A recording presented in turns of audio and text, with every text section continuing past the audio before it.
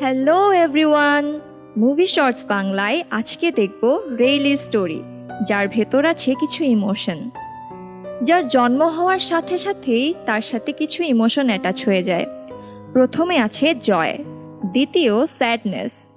Reilly যত বড় হতে থাকে তার সাথে নতুন নতুন ইমোশন যুক্ত হতে থাকে। ফিয়ারের ইমোশন রেইলিকে কিছু করতে বাধা দিত। অ্যাঙ্গার ইমোশন চলে আসতো যখন সে কিছু পছন্দ না করত।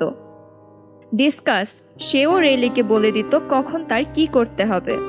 রেইলির কিছু কোর মেমোরি আছে, মানে যে মেমোরিগুলো সে কখনোই ভুলবে না, সেটিকে কোর মেমোরি বলে।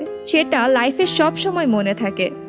রেইলি তার কোর মেমোরি দিয়ে একটি ইমাজিনারি জগৎ তৈরি করেছিল, যেগুলো ছিল friendship island, family island, golf island, hockey island আর অনেস্টি আইল্যান্ড।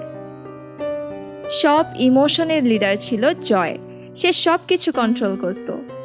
রেইলি স্যান ফ্রান্সিসকোতে যাওয়ার পর জয় তাকে হ্যাপি রাখতে চায়,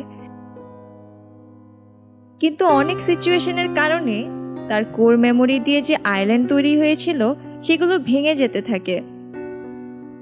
একদিন রেইলি ঘর ছেড়ে তার আগের শহরে চলে যেতে চায়, কিন্তু তার ইমোশন কিভাবে তাকে ঘরে ফিরিয়ে আনে দেখতে হলে সাবস্ক্রাইব করুন এবং বেল আইকনটি ক্লিক করুন।